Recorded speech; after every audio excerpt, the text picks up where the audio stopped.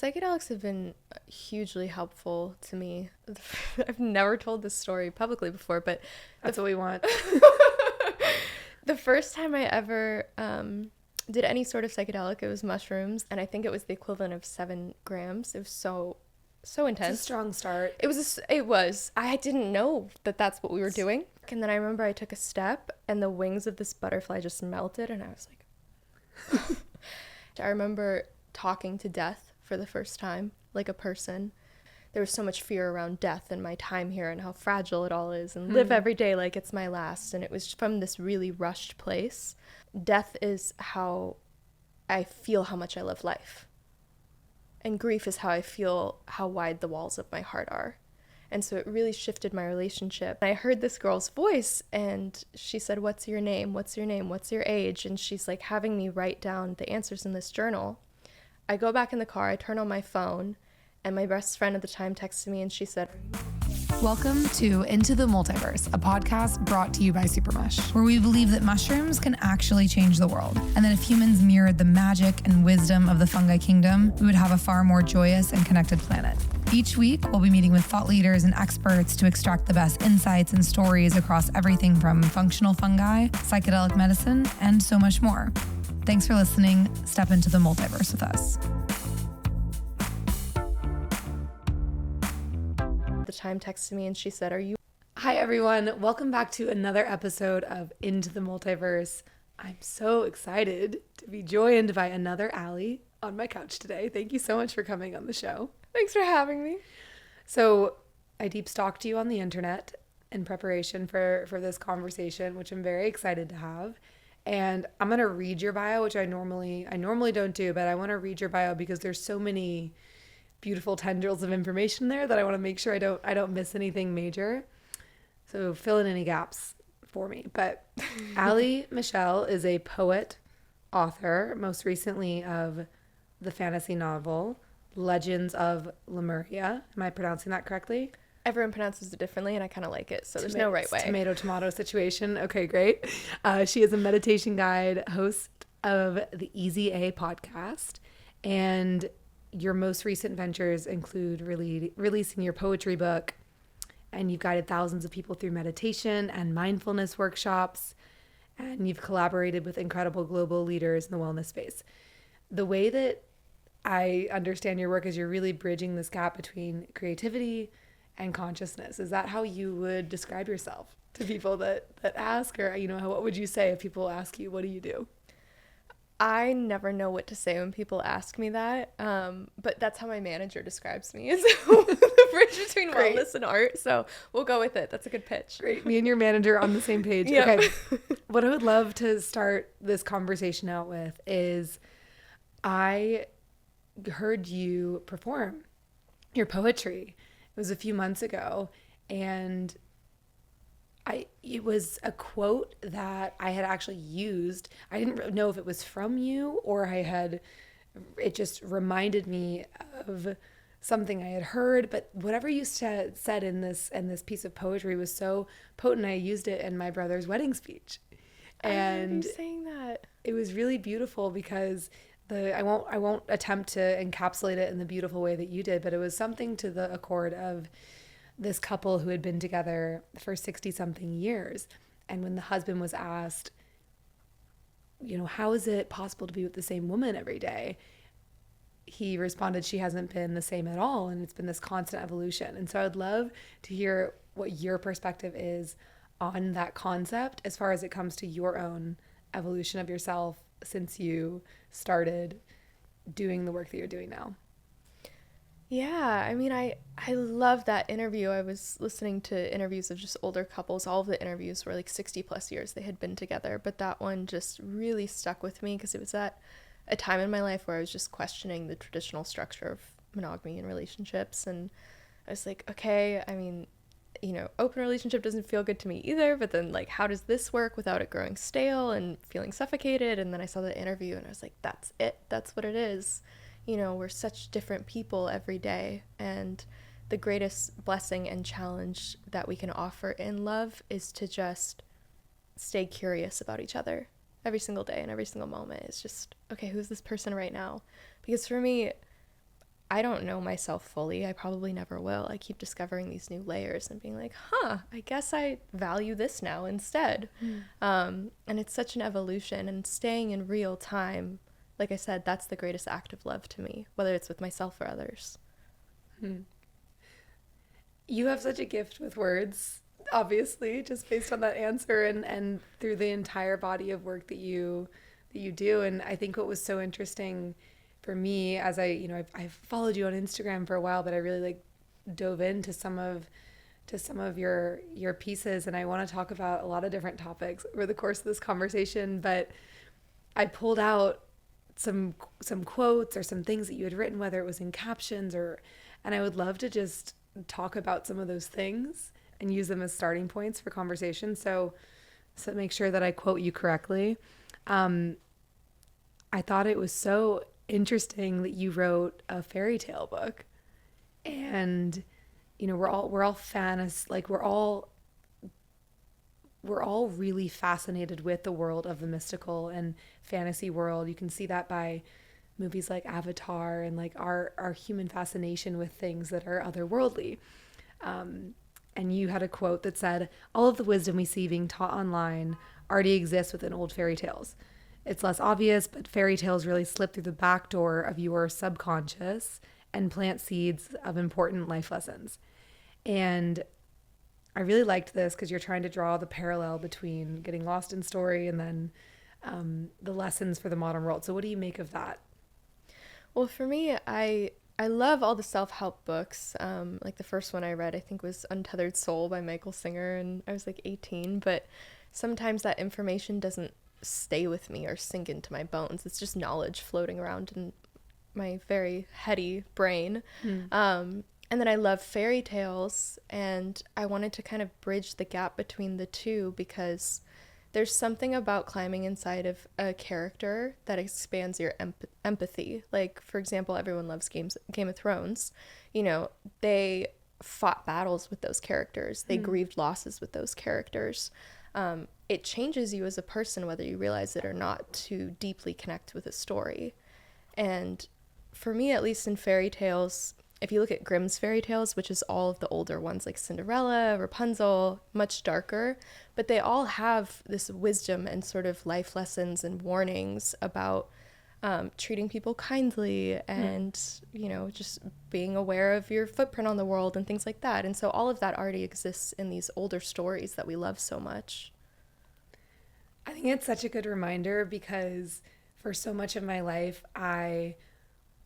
when presented the opportunity to speak in the room, wanted to say something smart, probably to prove my own intelligence or whatever it was. And I think that that's a lot of the cultural conditioning that we're taught, right? To say something smart, scientific, but really what moves people to action is stories. And I've even seen a lot of that recently with the work that I'm doing in the world of psychedelics and looking at presenting data to people, which is compelling.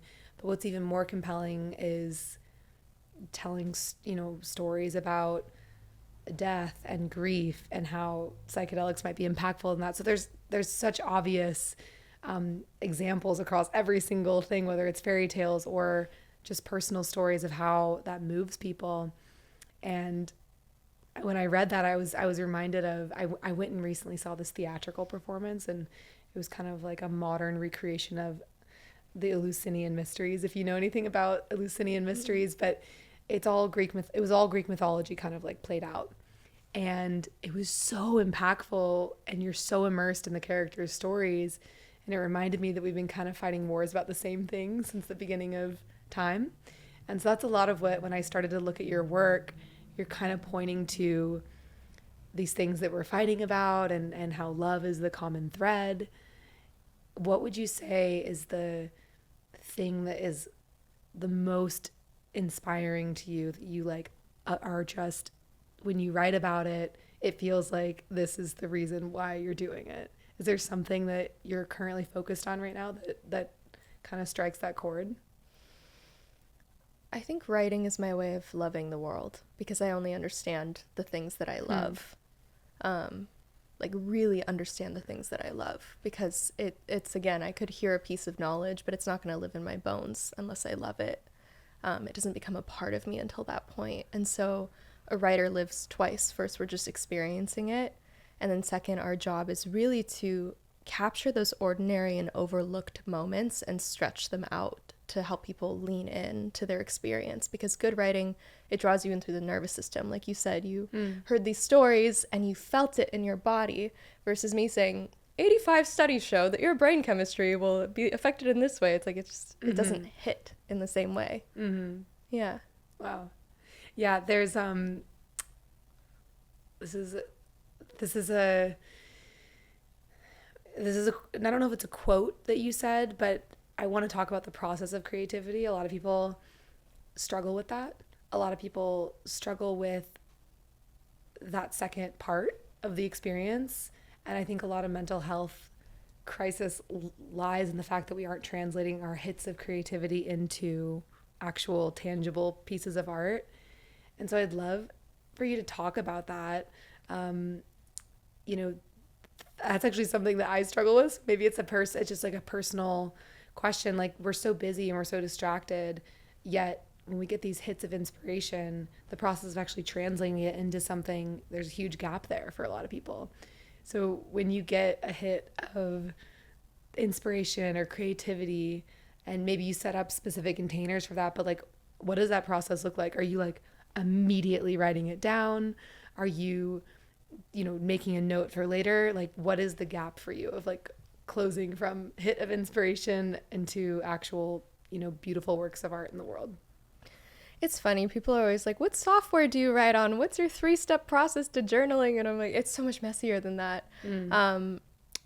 I really just need a jumping off point. And so if I'm in the car and I get a hit for a chapter scene, I just need to write down or voice record enough of it that I'll remember what that thread was. So it's like a balloon. You just have to grab the string and pull it down and put a rock on it, and then you can tend to it later. But one of my favorite authors, his name's Jedediah Jenkins, he describes creativity like electricity. And if electricity has nowhere to go, it fries the circuit boards. And so when you're not using your gifts and you're not giving it that circulation, it just fries you from the inside out. Wow. I've never heard it put that way.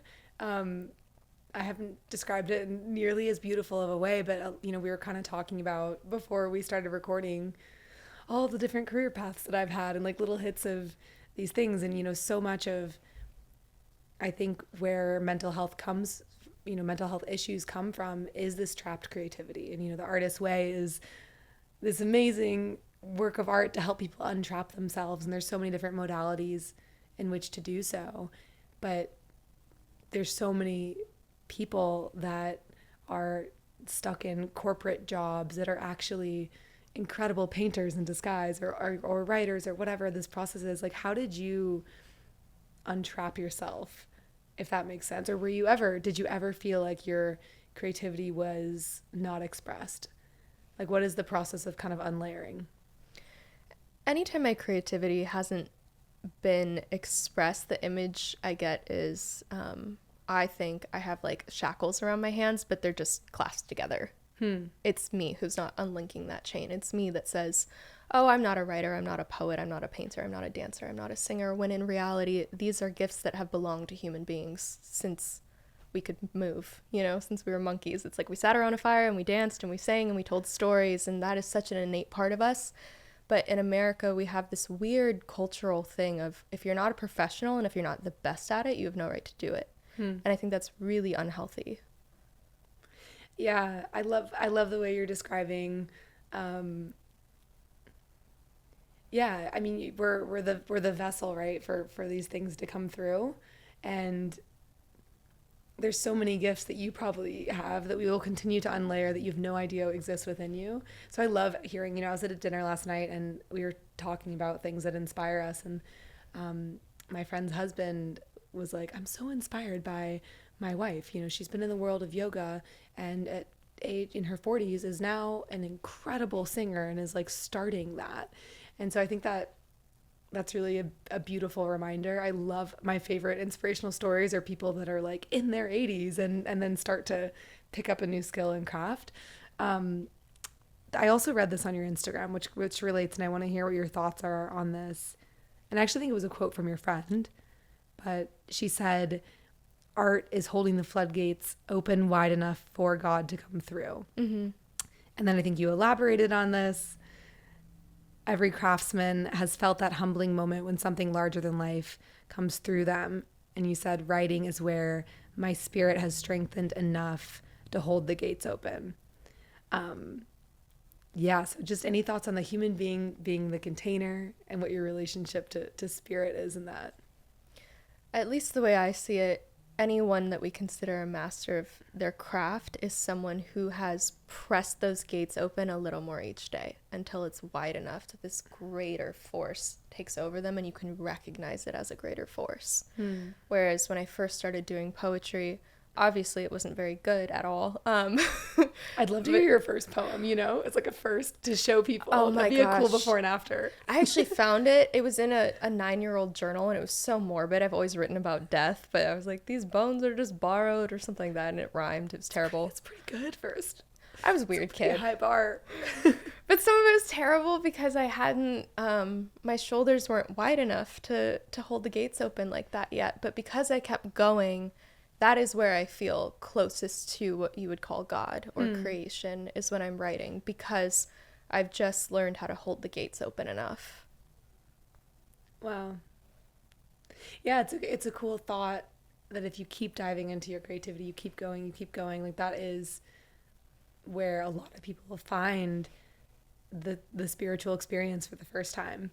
And so much of my world is talking to people about the first moment where they do find God. It's often through psychedelic experiences or mushrooms or things like that. But how they stay connected to it is often through their art and their creativity. And then maybe sometimes that's a reversal. And I'd love to know, like, what has the world of altered states, whether it's meditation, breath work, psychedelics, like what has that influenced in your work? And is it something that you practice daily? Is it things you return to? It's obviously sounds like writing is a lot of your spiritual practice, but I'd love to hear your thoughts on that. Yeah, psychedelics have been hugely helpful to me. I've never told this story publicly before, but that's what we want. The first time I ever did any sort of psychedelic, it was mushrooms, the dried mushrooms. And my friend gave me a hero's dose in Kauai, in Polahale, which is when the Dalai Lama visited Kauai. He said all souls enter the world through Anahola, which is these mountains, and then I exit through Polahale, which is, so it's the energy of death. And I think it was the equivalent of 7 grams. It was so intense. It's a strong start. It was. I didn't know that that's what we were doing. And she disappeared, and my other friend disappeared.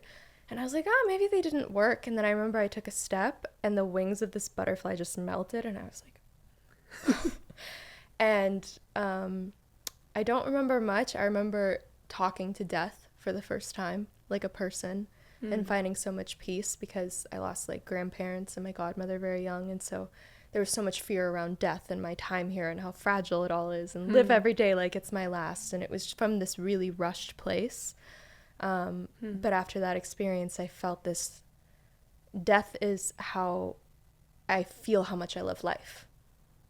And grief is how I feel how wide the walls of my heart are. And so it really shifted my relationship, but I went way too far, and I totally like lost my sense of identity, which I also didn't realize wasn't a permanent thing set in stone at the time. And I heard this girl's voice, and she said, what's your name? What's your name? What's your age? And she's like having me write down the answers in this journal. I go back in the car, I turn on my phone, and my best friend at the time texted me, and she said, are you okay? I had a dream you died, and I had to bring you back by having you write down all these details about you.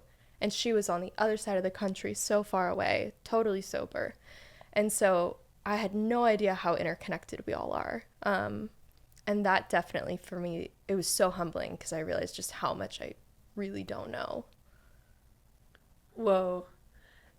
That's one of the coolest intro to psychedelic stories that I've heard, I think. It was aggressive. Yeah, it was it's wow. And this was like 10 years ago, or was this a pretty long time ago? Yes, I was 22, so it was 5 years ago. Yeah. Wow. And so Hi guys, taking a brief second away from the show to tell you a little bit about our sponsor. Supermush is our brand inspired by the 60s and 70s that makes the most delicious and effective functional mushroom supplements. Our newest and best-selling products are Sex, Energy, and Sleep Gummies. They're sugar-free, they're delicious, and for listeners of this podcast, we have a special discount code for you. It's ITM15, and if you want to try our gummies, use ITM15 at checkout. You can find all these products at supermush.com.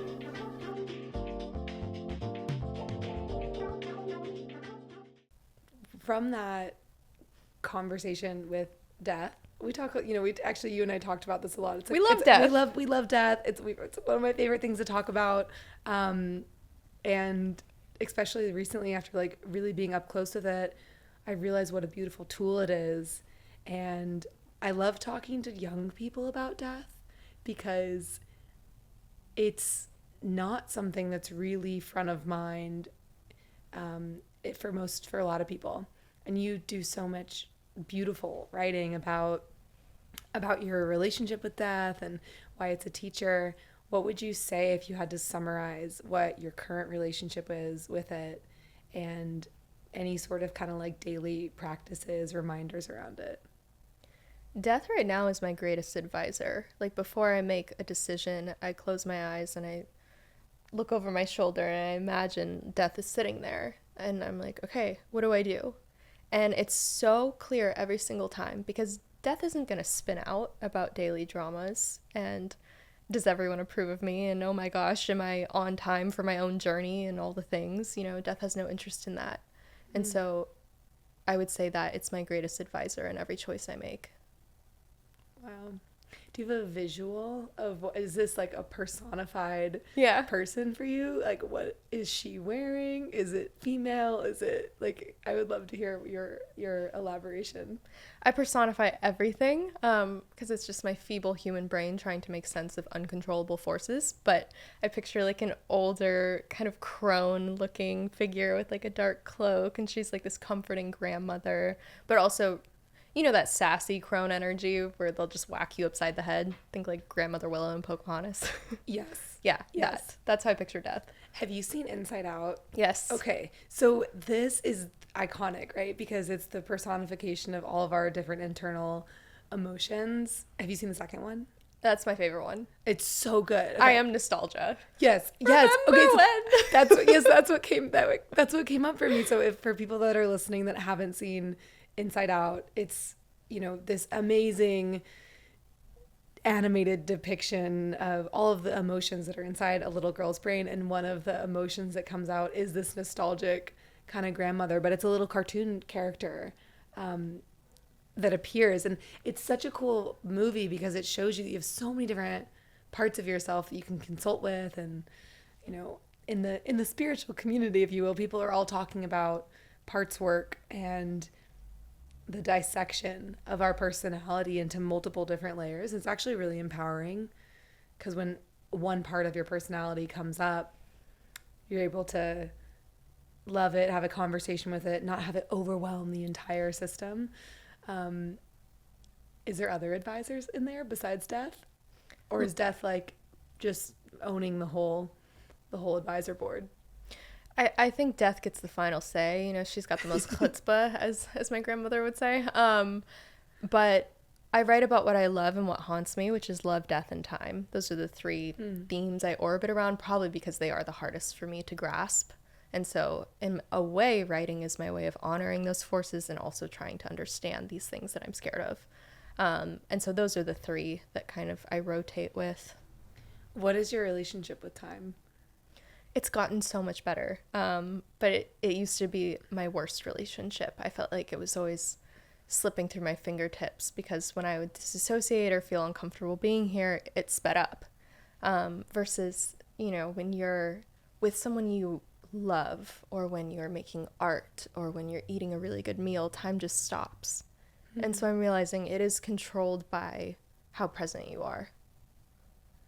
Yeah, this is such an interesting conversation to me, and I also don't fully understand it. So this is fully my musings on it. And there are some, for people that are interested in the science, like there are some really interesting things, right? Where if you look at one of the most common things across psychedelic experience reports is that time disappears, or there's no sense of time, which is really interesting, right? Because what's happening in these experiences, what happened with your first experiences with psilocybin specifically, is that, psilocin is being created, you're removed from your default mode network, your visual cortex is expanded. So you have more of the reality of what's in front of you. And when your brain can't make sense of a moment, time does feel like it expands. When you understand something, or if you're rushing and your mind is running a bunch of different places, like it's so much easier. I mean, I'll speak for myself. It's so much easier for me when I understand the situation, or if someone in front of me I don't find to be that interesting or engaging, for my mind to just start wandering, versus when you're in front of someone like yourself, where you're like and there's all these factors to it, right? But when your brain is engaged and open, time does get longer. And so it's an interesting musing, because there's so much energy right now being spent with humans, especially in LA, trying to extend the number of years that we're living, versus to actually, in theory, right, if you become 10x more present, you actually will get 10 lifetimes in one, versus trying to add those few extra years on your life by all the biohacking tools. So it's an interesting conversation. Oh yeah, the fear of death under the guise of biohacking is so fascinating to me. Because at least for me, I'm not necessarily trying to prolong my life, but enrich it. Yeah. Have you ever read How to Stop Time, by the way? No. It's one of my favorite books, but there's a scene in it, and it's this time traveler, and he's lived for hundreds of years, and the one rule is that he can't fall in love, because if he falls in love, he'll establish personal ties, and everyone will know that he has this gift. Wow. And he falls in love, of course. It's on the back of the book, so I'm not ruining anything. And he finally tells her, and she's like, I can feel it, you're going soon. And he's like, I wish I could stop time. And she said, well, you can. And he goes, how? And then she kisses him, and it's his first kiss. And she's like, did you feel time then? And he said, no. And so it is that, like, I think love is the one thing that outlasts death and time, because we still love someone after they're gone, and love can bend the way we perceive time. Wow. Have you had direct experiences with feeling like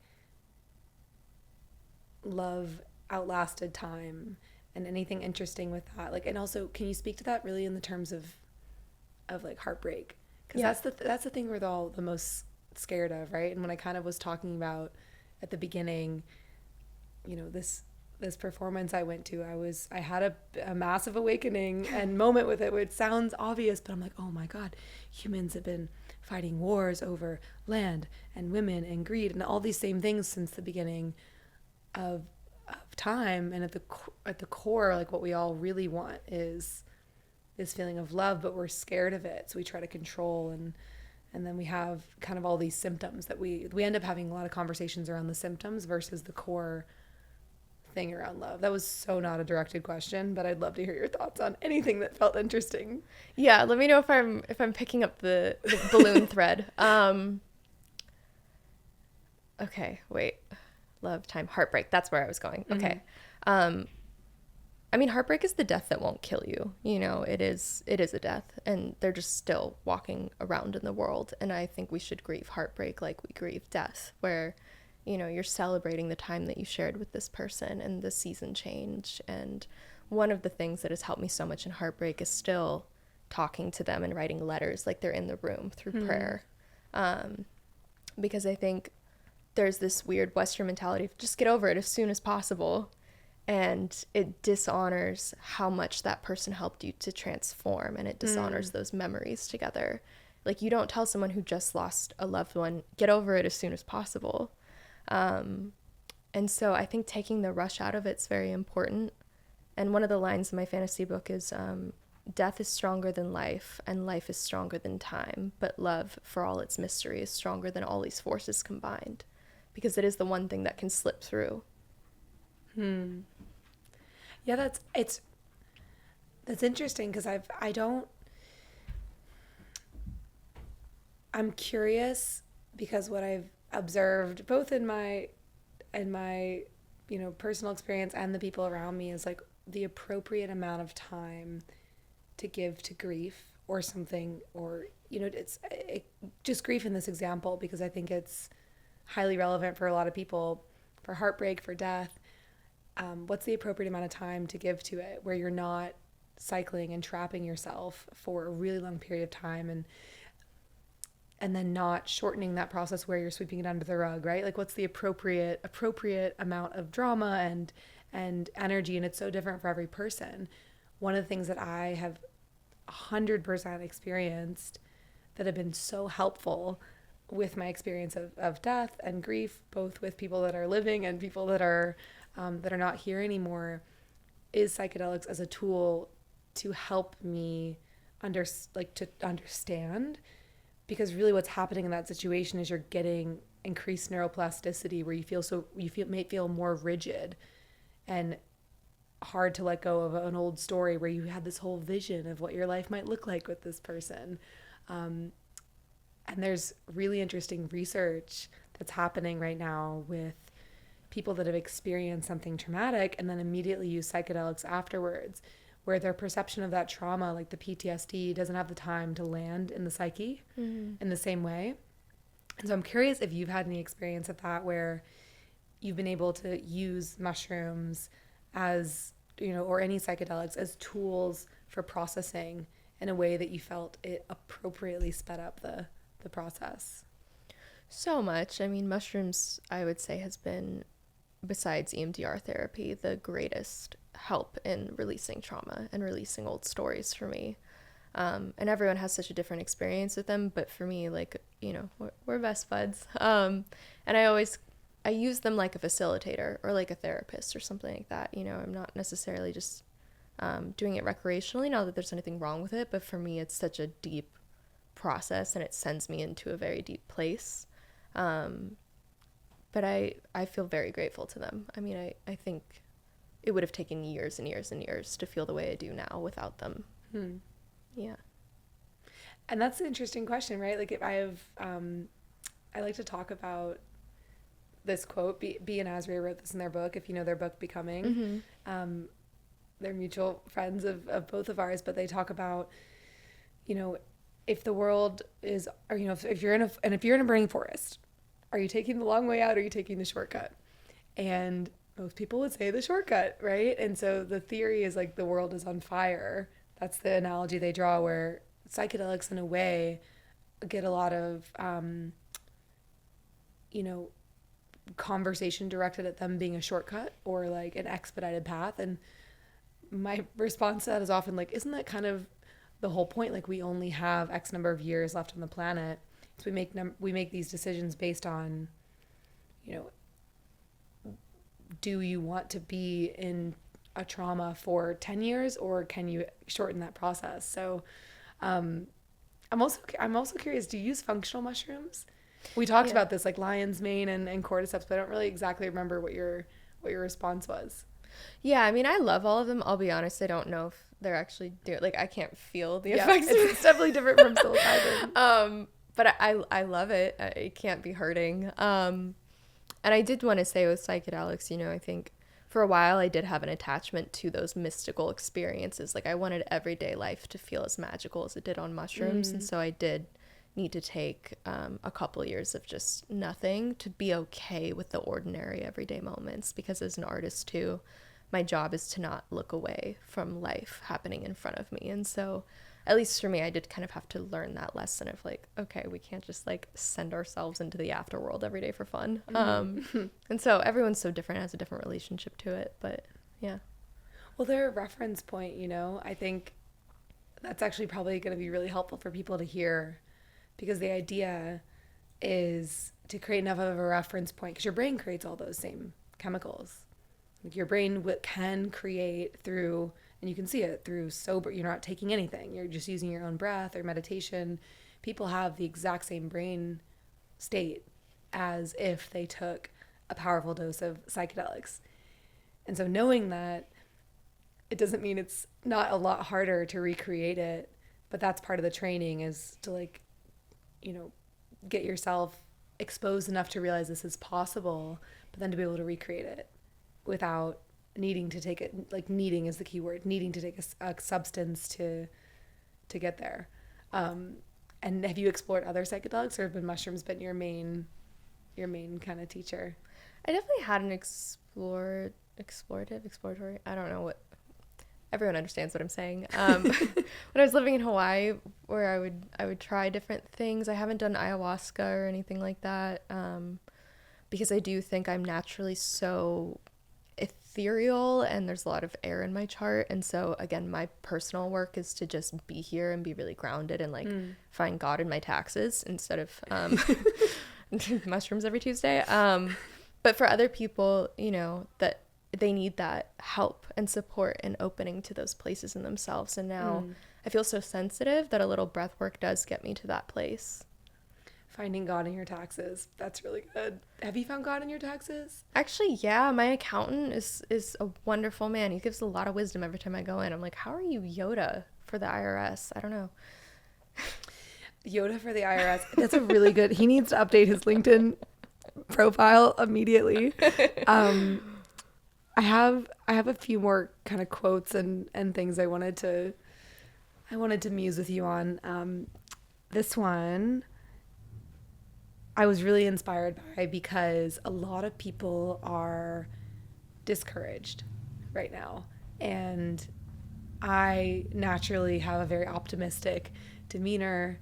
I'm relentlessly optimistic, and that takes a lot of work right now, because there's so many things, and we're so connected and have so much exposure to all the hardship and grief and tragedy that's going on across the world. And so you wrote this on something that I screenshotted of yours on the internet, and it says, "It takes courage to dream in a world that is barely surviving. It is far easier to think of all the worst case scenarios, that you'll be prepared for loss and suffering. You'll be right about the world being cruel and unforgiving. Perhaps it will ease the pain if you're prepared. This is a fallacy. It is a risk to love. It is a risk to dream. Hopefully it is never a fool's errand." That is a quote from someone else that I think you pulled, but why did you write that or decide to talk about it? Yeah, that's in my fantasy book, and the hope is never a fool's errand is from my friend Dakota, and I based a character off him and had his character say that. But I wrote it during the pandemic, when there was very little hope, and you know, everyone is feeling so disconnected from themselves. And a lot of the times I think our ego wants to protect us by fear casting everything and looking at the worst case scenarios of how it couldn't work out. And it's like, well, what if I get heartbroken? It's like, what if you fall in love and have a beautiful rest of your life together? And it's like, what if I fail? What if that failure leads to even more success than you could have imagined? You know, it's just a choice and a flip in perception. But joy is a very vulnerable and fragile feeling, because there's something to lose. And so I think it takes a lot of courage and bravery to keep choosing joy. Especially in a world where people are condemned for it because it feels ignorant. Yeah. And I think what I have observed is really amazing people that stunt their joy or decide not to display it in fear of, like, and now it's, you know, fear of being canceled on the internet, or fear of feeling insensitive to tragedy. There's this quote that I love, and it's about something around, there's always been someone like clinking a champagne glass in one hemisphere and then people dying in another, something along those lines. And so this has always existed, right? There's heightened elements right now, but we have so much more awareness of those states because we're so connected online through social media. So what would you say is like the common thread of what you are choosing to use your platform for? Is there like a, you know, obviously you have your consultations with death, you have your consultations with other advisors, but what, frequency are you hoping to share? Just an honest one.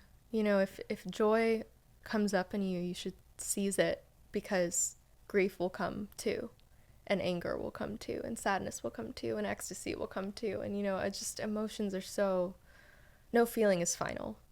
And so I think that's what I'm trying to get the message across, because it's the hardest thing for me to do. And my greatest practice is to fully embody whatever I'm feeling that moment, because it's uncomfortable. Do you, when things are uncomfortable for you, because this is the whole thing, right? When people come to any of the things that we're started this podcast to talk about, psychedelics or any of these things, it's often because they can't move through something and they want assistance. So what is your process of, when emotions come up, do you give yourself space? There's so many different modalities, and I always like hearing what people like to do when they feel challenged. Do you say, I'm giving myself I call it snow day? Are you just, do you take the time to let it sit, or what is your process for moving through something that's challenging? It's different for every emotion. Like, for example, with anger, I need to dance. I'll just blast some tribal beats, and I need to somatically kind of move through it. I can't journal or verbally process that. With grief, it's okay, I need to just let myself fall apart for an hour and actually cry, because tears are soap for the heart. Soap for the heart. It is. I love that. Yeah, and so I try to just kind of tune in, because I think now there's a lot of tools in my tool belt, whether that's psychedelics or EMDR therapy or breathwork, or just, the list is endless of ways that we can really help ourselves. But I have a few tools that resonate with me, depending on what the process is. I don't know if that answers your question. It does. Okay, cool. I mean, I'm just still stuck on tears or soap for the heart. I think that's the cutest analogy I've ever heard. Yeah. And I think you have this way of, capturing things in a way that they can make sense. And so I think that's really, such a beautiful gift to be able to obviously do that for so many people, but for yourself first, to be able to understand what's happening. And it sounds like you're right about the things that you want to understand for yourself, so that they make sense. I've had so many experiences where you'll start writing something to someone, you don't know where it's going, or you don't understand it until you see it written out in that way. And I think if more people can be empowered to do that, it would be such a better world. So, yeah, I have so many, I want to go back and listen to this. I have so many takeaways. What are you really excited about right now? Super inspired by? You have a million different projects, but what is lighting your soul on fire lately?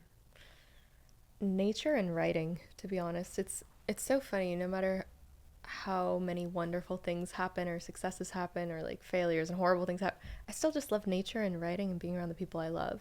It's so simple to make me happy, and that feels really empowering. Yeah. Do you write every day? Yeah. I have matter to, what. It's not out of discipline or I have to write every day because I'm a writer. It's more the electricity will fry if I don't. So this is something I really find interesting with creatives that describe this, is when they're flexing the muscle so consistently, they start to feel physically ill. Yeah. When they're not doing that thing. Have you experienced that? Not only the internal mental state, but have you actually experienced physical symptoms when you're not expressing that? Yeah, it feels like the longer I go, the more I'm slipping a hazmat suit over my body, and I just can't really feel the world. There's just, the barrier keeps getting thicker between me and life. It'd be really cool just to have a mood ring, you had on you, and you're you haven't wrote, or you haven't painted or whatever, and how many days, I wonder what that, I guess that's why people get tattoos, to remind themselves of those things, but that'd be a cool jewelry piece for a fantasy character or something, Maybe Aura will do an update or something. Actually, I think we're close. Yeah, I think they're getting there. We're on the edge. We're on the edge. Yep. How has the world of AI impacted your work? I guess for me, I'll I'll do my work regardless of if a robot does it better. And I personally want to read stories from a human being because they have life experience that I don't have and that I can learn from. And so, again, even if AI can make a way better book than me, it doesn't matter. I want to read from the guy who writes an imperfect, grammatically incorrect novel that has lived. So I think it's just helped me redefine my values around things. It's not like I have any control over it, so yeah. That was the best answer I've heard to the AI conversation. Do you use it at all? Do you use it in like mundane, you know, if you need to write a contract or anything like that? Is there like a very clear way that you would engage with it? You know, not for the purpose of creativity, but for function? Has that made its way into your world yet? I'm not against it. It's just not my natural inclination. Like my sister uses it for our emails and they sound so professional and wonderful. And I'm so grateful I don't have to write them anymore. But I personally, in my day-to-day, am not on ChatGPT. Although I will say for when I was writing my book, I did mess around for like one day on Midjourney on what Lemuria would look like and the character. And that was really cool. But yeah. That's as far as I've gone. Yeah, the image generation is pretty wild for ideas and stuff. For fantasy too, just like seeing what your character looks like, it's helpful. Yeah. I did an exercise with my boyfriend where we were talking about different parts of ourselves, and we decided to have ChatGPT generate an image of what that person could look like.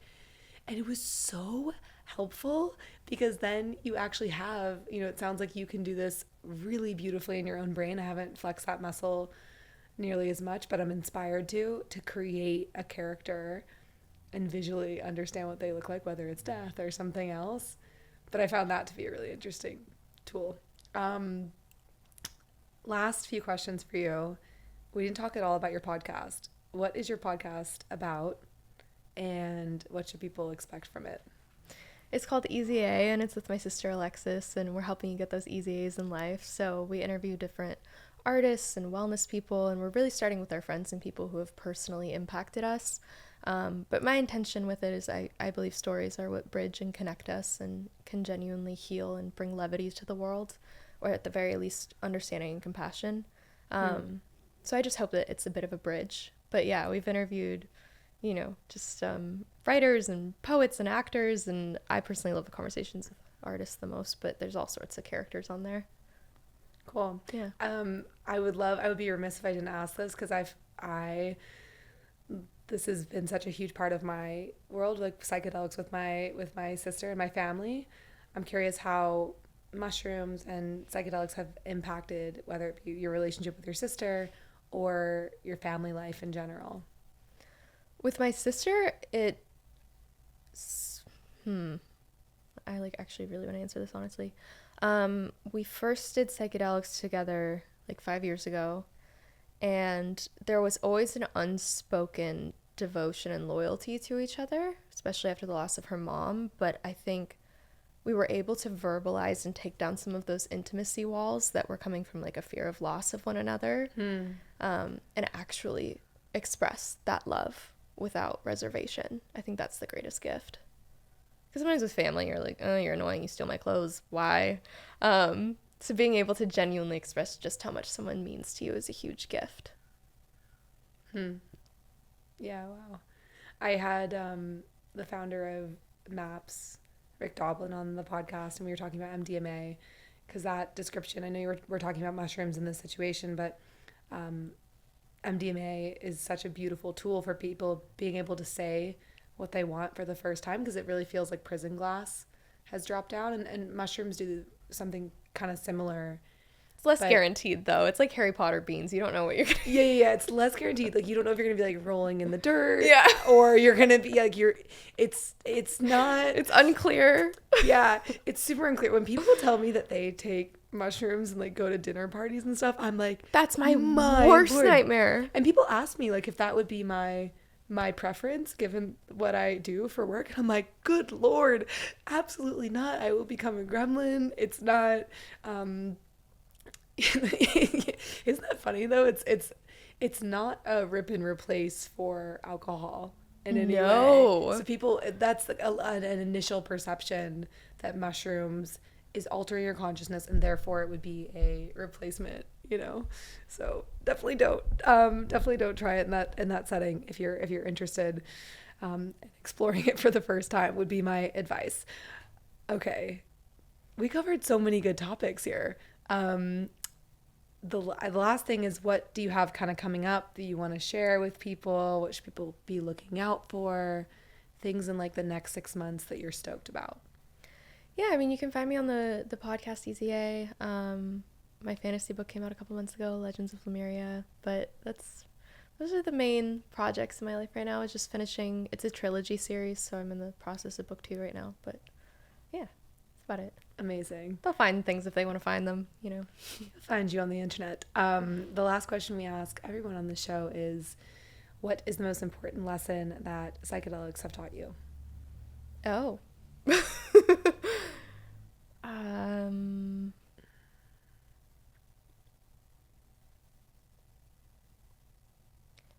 It's enough to just be here. It really is. I love that. I'm so happy that you came to sit with me on my couch. And I'm so excited for people to listen to this episode. I'm going to go back and listen to it because I have some really good nuggets that I took away from it. So thank you so much. Thank you. This was so wonderful, and I love being in your mushroom fairyland. This is so sweet. Yeah, we can hang out here all day. Love, death, and time. More to come. Yeah. Thank you. Thank you. Oh. Thanks for diving into the multiverse with us. If you're interested in being a future guest on the show, sponsorship, partnership, or you're just mushroom curious, we're always looking to expand our mycelium network. Be sure to follow us on Instagram at Into the Multiverse, where you can find clips from this podcast, psychedelic legalization news, events that we're doing, and so much more. We've also created our own in-house consumer lifestyle brand called Supermush. We make mushroom mouth sprays. We make a whole line of mushroom streetwear. You can find it on Instagram at Supermush or online at supermush.com. We'll see you next week. Much love.